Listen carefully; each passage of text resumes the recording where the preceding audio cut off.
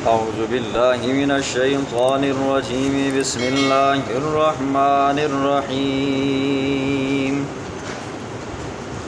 وَلَقَدْ جِئْنَاهُمْ بِكِتَابٍ فَصَّلْنَاهُ عَلَى عِلْمٍ هُدًى وَرَحْمَةً لِقَوْمٍ يُؤْمِنُونَ هَلْ يَنظُرُونَ إِلَّا تَأْوِيلَهُ يَوْمَ يَأْتِي تَأْوِيلُهُ يَقُولُ الَّذِينَ نَسُوهُ مِن قَبْلُ قَدْ جَاءَتْ رُسُلُ رَبِّنَا بِالْحَقِّ فَهَلْ لَنَا مِن شُفَعَاءَ فَيَشْفَعُوا لَنَا أَوْ نُرَدُّ فَنَعْمَلَ غَيْرَ الَّذِي كُنَّا نَعْمَلُ قَدْ خَسِرُوا أَنفُسَهُمْ وَضَلَّ عَنْهُمْ مَا كَانُوا يَفْتَرُونَ صدق اللہ العظیم۔ کل کے درس میں آپ نے دو باتیں سنی۔ نمبر ایک اہل جنت اور اہل جہنم کا مکالمہ تھا۔ نمبر دو اعراف اور اصحاب اعراف کون لوگ ہیں۔ آج کے درس میں دو موٹی باتیں ہوں گی۔ پہلی یہ ہے کہ دعوت قرآنی، نمبر دو ذکر آہستہ آواز سے کرنا چاہیے یا بلند آواز سے کرنا چاہیے۔ کچھ باتیں ان کے ضمن میں آ جائیں گی۔ تو دیکھیں جی، قرآن اللہ کی وہ لاریب کتاب ہے جس کے اندر ذرہ برابر شک و شبہ نہیں ہے، اور اس کی شان اور فضیلت ایسی ہی ہے جیسے امام الانبیاء جناب محمد رسول اللہ صلی اللہ علیہ وسلم کی ہے۔ اللہ نے اس کتاب کو تمام آسمانی صحیفوں کے اوپر، تمام آسمانی کتابوں کے اوپر فضیلت بخشی ہے، جس طرح آپ نے پیغمبر کو تمام انبیاء کے اوپر فضیلت بخشی ہے۔ اور پھر یہ قرآن مجید، اس کے اندر اللہ رب العزت نے عقائد کو بیان فرمایا ہے، معاملات کو بیان فرمایا ہے، عبادات کو بیان فرمایا ہے۔ اور یہ قرآن وہ لاریب کتاب ہے، جب سے اتری ہے تب سے لے کر آج تک نہ اس کا حرف بدلا ہے، نہ اس کی حرکت بدلی ہے، اور نہ قیامت کی صبح تک بدلے گی۔ یہ قرآن کا ایک اپنا معجزہ ہے۔ اور یہ قرآن جس طرح مولویوں کے لیے، قاریوں کے لیے ہے، اس طرح عوام کے لیے بھی ہے۔ جس طرح مردوں کے لیے ہے، اس طرح عورتوں کے لیے بھی ہے۔ ہر ایک کے اوپر لازم ہے اس کا پڑھنا، اس کا سننا، اس کا سمجھنا۔ دیکھیں، آسمانی کتابیں اور بھی ہیں جی، آسمانی صحیفے اور بھی ہیں، جو شان اللہ نے آپ نے اس کتاب کو، اس قرآن کو بخشی ہے، وہ کسی اور کتاب کو نہیں بخشی۔ اس قرآن کو چھونے کا ثواب الگ ہے، اس قرآن کو دیکھنے کا ثواب الگ ہے، اس قرآن کو پڑھنے کا ثواب الگ ہے، اس کو سننے کا ثواب الگ ہے، اس کو سمجھنے کا ثواب الگ ہے۔ کوئی بندہ نہیں بھی پڑھتا، چومتا ہے، تب بھی ثواب ہی ثواب ہے۔ کوئی بندہ اس قرآن کے ساتھ جس معاملے میں بھی ٹچ ہے جی، چاہے وہ صرف سننے والا ہے تب بھی اس کو پورا ثواب ملتا ہے، دیکھنے والا ہے تو تب بھی اس کو ثواب ملتا ہے، سمجھنے والا ہے، تفسیر پڑھنے والا ہے، ہاں ثواب میں کمی زیادتی ہوتی رہتی ہے، لیکن قرآن کے ساتھ ٹچ ہونے والا کبھی ثواب سے محروم نہیں ہوتا۔ تو اللہ فرماتے ہیں وَلَقَدْ جِئْنَاهُمْ، البتہ تحقیق ہم نے دی ان کو، بے کتاب، ایک کتاب، یہ قرآن مجید، فصلناہ، ہم نے کھول کھول کر بیان کیا ہے اس کتاب کو، اس قرآن کو، علی علم، علم کے ساتھ، ہدن، یہ قرآن ہدایت ہے ماننے والوں کے لیے، سمجھنے والوں کے لیے، اور ورحمتاً، اور رحمت ہے لقوم یؤمنون، ایمان والوں کے لیے۔ جو لوگ قرآن کے ساتھ دل لگاتے ہیں، قرآن کو سمجھنے کی کوشش کرتے ہیں، تو قرآن یہ کہتا ہے کہ میں ان کے لیے ہدایت بن جاتا ہوں، ایک نہ ایک دن ان کو میں ہدایت کے ٹھکانے پر لے کر جاتا ہوں۔ اور یہ قرآن رحمت بن جاتا ہے، ہر غم کی شفا بن جاتا ہے، ہر غم کا ساتھی بن جاتا ہے، ہر دکھ درد میں ساتھ دینے والا بن جاتا ہے، لیکن اس بندے کو جو ایمان رکھتا ہے۔ آگے اللہ فرماتے ہیں هل ينتظرون الا تأویلا، یہ مشرک لوگ، یہ کافر لوگ، یہ نہیں انتظار کرتے الا تأویلا، مگر اس کی مضامین کہ وہ ظاہر ہو جائیں۔ اب یہ قرآن کہتے ہیں نا جی دنیا میں اپنی زندگی کو ایسے بناؤ کہ وَلِمَنْ خَافَ مَقَامَ رَبِّهِ جَنَّتَانِ کہ رب کے سامنے کھڑے ہونے سے تم ڈرو جی۔ جو بندہ رب کے سامنے کھڑے ہونے سے ڈرتا ہے تو وہ بندہ اپنی 24 گھنٹے کی زندگی کے اوپر نظر ڈالتا ہے جی، اپنے قد کے اوپر نظر ڈالتا ہے کہ کل میں نے اللہ کے دربار میں جانا ہے جی، وہاں پر سوال جواب ہوں گے، میں نے مرنا ہے، مرنے کے بعد عالم برزخ ہے، وہاں پر بھی کچھ عرصہ میں نے گزارنا ہے جی، تو وہاں کا کیا ہوگا جی، پھر مرنے کے بعد دوبارہ اٹھایا جانا ہے محشر کے میدان کے اندر، وہ سختیاں ہوں گی جی، تو وہاں پر ان کو برداشت کرنا ہے، پھر وہاں پر اللہ حساب و کتاب دے گا، نامہ اعمال ہوگا تو وہ نامہ اعمال کیسے نکلے گا۔ تو قرآن یہ کہتا ہے یہ کافر لوگ نہیں انتظار کرتے مگر قرآن کے ان مضامین کا کہ جن کو قرآن بیان کرتا ہے، ڈراتا ہے کہ ان کاموں سے بچ کر رہو جی۔ یہ کہتے ہیں جب یہ دن آ جائے گا تو ہم کیا کریں گے، ایمان لائیں گے۔ فرمایا یوم یأتی تأویلہ، جس دن آ جائے گی ان کے مضمونوں کا اظہار، تو فرمایا یقول الذین، جب محشر کا میدان ہوگا نا جی، کافر لوگ دیکھیں گے وہ ایک زندگی کا حصہ تھا جو ہم نے ویسے ہی گزارا جی، نہ قرآن کی بات مانی، نہ پیغمبروں کی بات مانی، نہ اللہ والوں کی بات مانی، کہیں گے نسوہ من قبل قد جاءت رسل ربنا بالحق، ہم نے تو اس سے پہلے بلا دیا تھا اس دن کو جی، ہمارے پاس اللہ کے بھیجے ہوئے آئے تھے، ہماری ہدایت کا سامان لے کر آئے تھے، اللہ نے ہماری ہدایت کے لیے قرآن اتارا تھا، اپنے پیغمبروں کو بھیجا تھا، لیکن ہم نے ان کی بات نہیں مانی، ہائے افسوس۔ فَهَلْ لَنَا مِن شُفَعَاءَ فَيَشْفَعُوا لَنَا، پس کیا ہے ہمارے لیے من شفعاء کوئی سفارشی، فَيَشْفَعُوا لَنَا پس وہ ہمارے لیے سفارش کرے، او نرد یا ہمیں دوبارہ لوٹایا جائے، فَنَعْمَلُ پس ہم عمل کریں غیر الذی کُنَّا نعمل، ان عملوں کے بغیر جو ہم دنیا میں کیا کرتے تھے۔ وہاں پر کافر دو حسرتیں کرے گا جی، ایک حسرت یہ کرے گا کاش کہ آج کوئی ایسا بندہ ہو، کوئی ایسی ہستی ہو جو ہمیں یہاں سے بچائے۔ دنیا میں بندہ پھنس جاتا ہے نا جی، عام بندہ اگر عدالتوں کچہریوں میں پھنس جائے نا جی، اس چور صاحب کی مٹھی کے اندر کچھ پیسے پکڑائے وہاں سے بچ جاتا ہے، وہاں سے آگے چلا جائے تو S C P D S P کو چلائے تو وہاں پر بچ جاتا ہے، وکیلوں کو چلائے تو بچ جاتا ہے، جیل میں جائے تو جیلر سے ایک نہ ایک دن بچ جاتا ہے جی۔ ہاں کوئی اور بندہ ہے جی اللہ کے سوا کسی اور کی مدد پوجا پاٹ کرتا ہے تو وہ بندہ اس کو اپنا سفارشی سمجھتا ہے جی۔ تو قرآن دوسرے مقام پہ کہتا ہے سورہ زمر کے اندر، جب مشرکین مکہ سے کہا جاتا نا جی، وہ لوگ جو اللہ کے سوا کسی بھی کی عبادت کرتے تھے، چاہے پیغمبروں کی کرتے تھے یا علماء کی کرتے تھے یا کسی اور بزرگ کی کرتے تھے یا بتوں کی کیا کرتے تھے، ان سے پوچھا جاتا تم کیوں کرتے ہو، تو وہ کہا کرتے تھے ما نعبدنا الا لیقربونا الی اللہ زلفیٰ، ہم اللہ کے سوا ان کی جو عبادت کرتے ہیں نا جی وہ اس لیے کرتے ہیں یہ ہمیں اللہ کے قریب کریں گے۔ اور دوسرے مقام پہ سورۃ یونس کے اندر اللہ فرماتے ہیں اولئک شفعاؤنا عند اللہ، جب ان سے پوچھا جاتا نا کہ یہ تم گائے کی عبادت کرتے ہو جی، بندروں کی کرتے ہو، ہر بت مذہب ہیں، ہر قسم کے آج کل کے لوگ ہیں جی، ہر قسم کی عبادتیں انہوں نے نکالی ہوئی ہیں، تو ان سے پوچھا جاتا کہ تم ان کی عبادت کیوں کرتے ہو نا جی، تو اس زمانے کے مشرک بھی اور آج کے زمانے کے مشرک بھی یہی کہتے ہیں جی اولئک شفعاؤنا عند اللہ، یہ ہمارے سفارشی ہیں جی، اگر کل ہم محشر کے میدان میں پھنس جائیں گے نا جی یہ ہمیں وہاں سے نکالیں گے۔ تو اللہ فرماتے ہیں وہاں پر یہ کہیں گے ہمارے وہ سفارشی کہاں گئے جی، جن کو دنیا کے اندر ہم راضی بازی کیا کرتے تھے، ان کے نام کے سب کچھ دیا کرتے تھے، سارا دن ان کے گیت گایا کرتے تھے، ہر مشکل غم دکھ سکھ میں انہیں یاد کیا کرتے تھے، آج وہ نہیں ہیں جی، وَضَلَّ عَنْهُمْ مَا كَانُوا يَفْتَرُونَ، وہ ان سے کھو گئے ہیں جی، گم ہو گئے ہیں۔ وہاں پر بندہ پیغمبر بھاگیں گے جی، باپ اپنے بیٹے سے بھاگے گا جی، بیٹا باپ سے بھاگے گا جی، ماں بیٹے سے بھاگے گی، بیٹا ماں سے بھاگے گا، خامد بیوی سے، بیوی خامد، نفس و نفسی ہوگی جی۔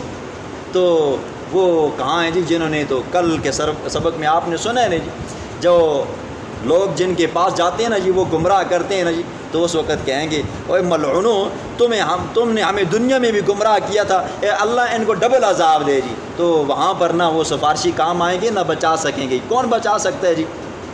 دوسری ان کی حسرت یہ ہوگی نا او نرد فنعمل، کاش ہمیں مہلت دی جائے جی، ہم واپس دنیا میں جائیں، ہم ان مسلمانوں کی طرح، ایمان والوں کی طرح، جنتی لوگوں کی طرح ہم اعمال کریں جی، وہاں پر اچھے اعمال کر کے دوبارہ آئیں اور اللہ کے دربار میں کھڑے ہوں۔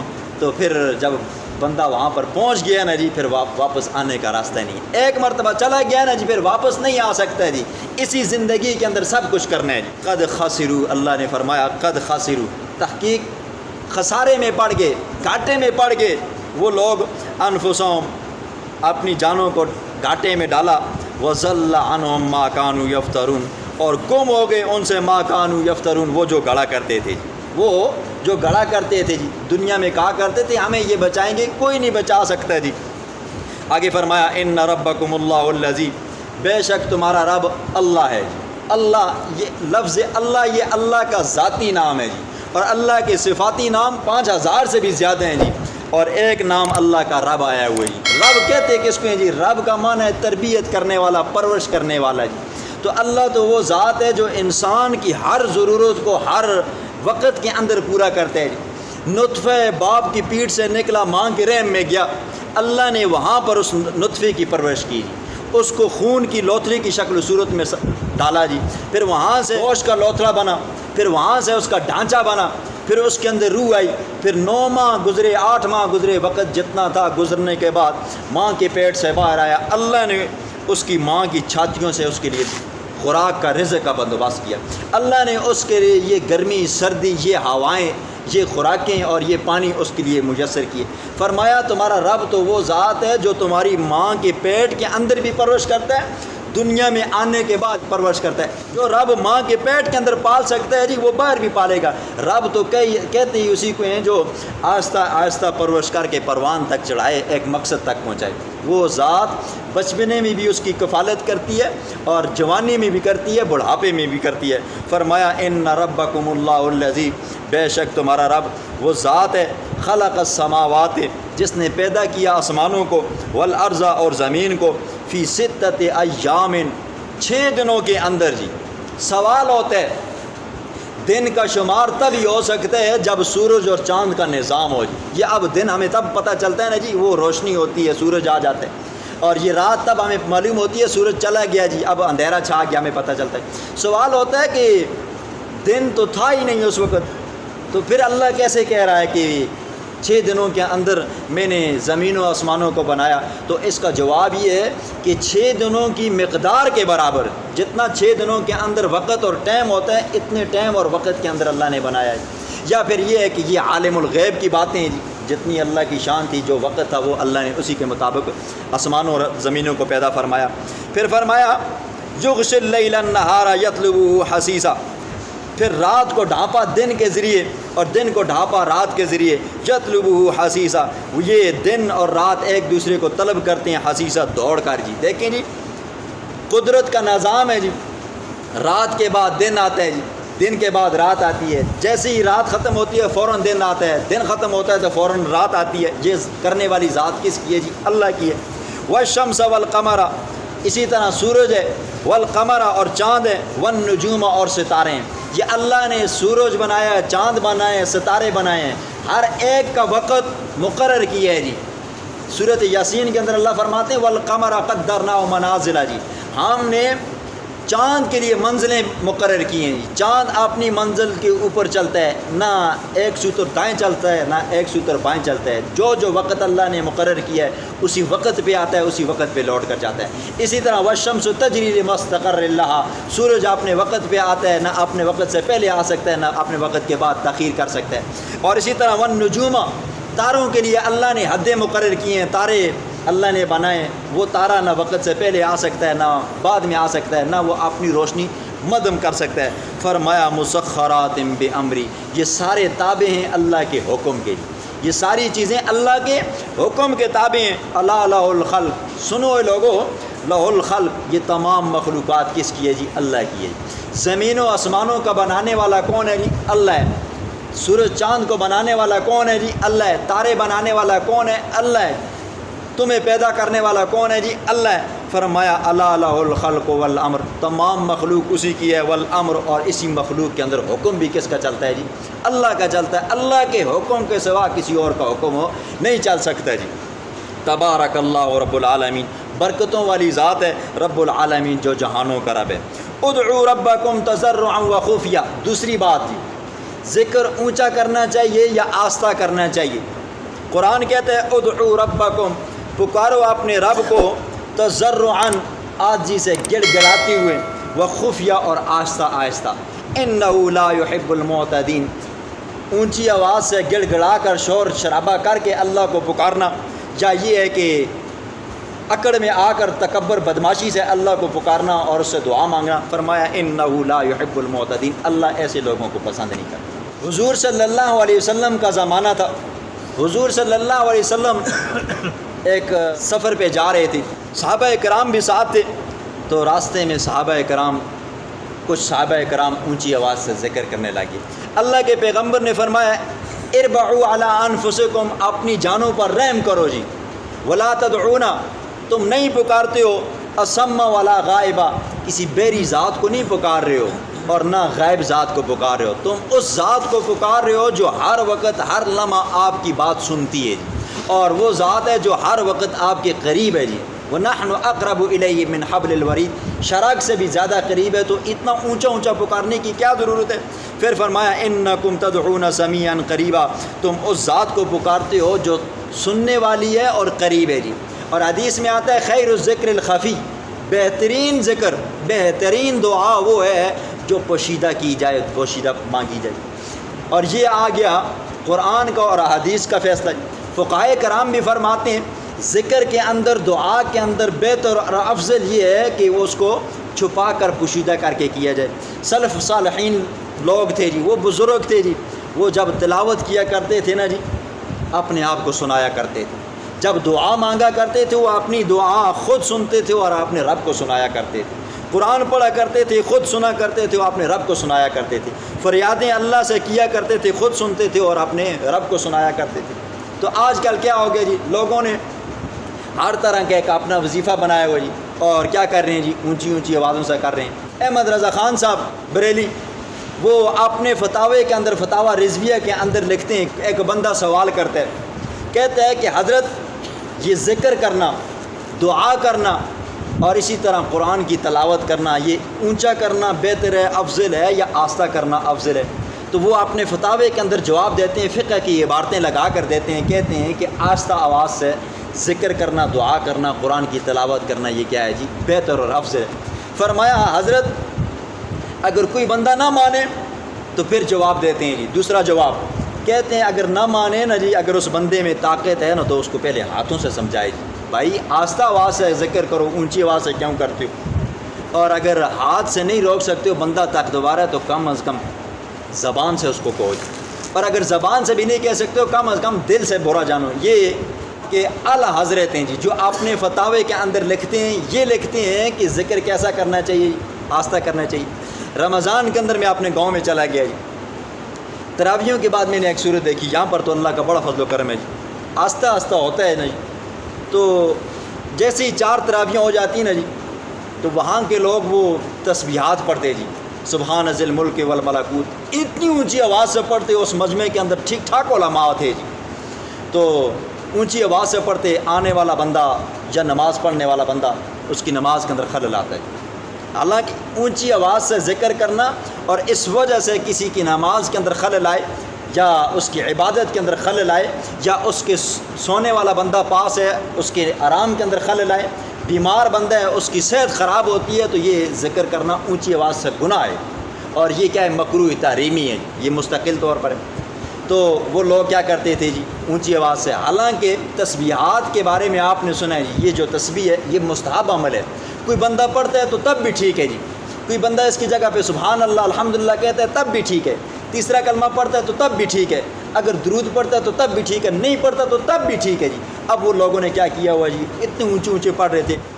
پھر اسی طرح آپ نے دیکھا ہے جی، وہ ہوتی ہیں تکبیرات تشریق ہوتی ہیں، ایک مرتبہ اونچی آواز سے اللہ اکبر لا الہ الا اللہ واللہ اکبر اللہ اکبر، ایک مرتبہ، یہ ایک مرتبہ اونچی آواز سے پڑھنا واجب ہے جی۔ تو آپ نے دیکھا ہوگا جب وہ بقرہ عید آ جاتی ہے، 9-10 ذی الحجہ ہوتی ہے، ہماری مسجدیں گونجنے لگ جاتی ہیں، بیچارے عوام ہیں نا جی، مسائل سیکھتے ہی نہیں ہیں، پھر وہ جب ان کو پتہ نہیں ہوتا بات کی جائے نا تو کہتے ہیں مولوی صاحبان نے ہمیں بتایا نہیں ہے، تو بتانے کی جگہ پہ وہ بیٹھتے نہیں ہیں، تو ہم پھر کیسے بتائیں؟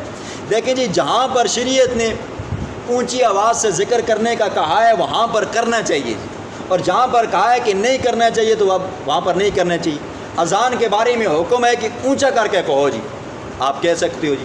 تکبیر کے بارے میں جی، اقامت کے بارے میں اونچا کہو تو آپ اونچا کہہ سکتے ہو۔ اسی طرح حج کے دنوں کے اندر تلبیہ ہے جی، لبیک اللہم لبیک لا شریک لک لبیک، اس کو اونچی آواز سے آپ نے کہنا ہے۔ اس کے علاوہ جو ذکر و اذکار ہیں جہاں پر شریعت نے منع کیا ہے جی، جہاں کا ذکر نہیں ہے تو وہاں پر آہستہ کرنا چاہیے۔ تو قانون یہ ہے، فرمایا ادعو ربکم، اپنے رب کو پکارو، تو ذرعاً عاجزی سے، بدماشی سے نہیں، وہ خفیہ اور آہستہ آہستہ جی، دل کے اندر۔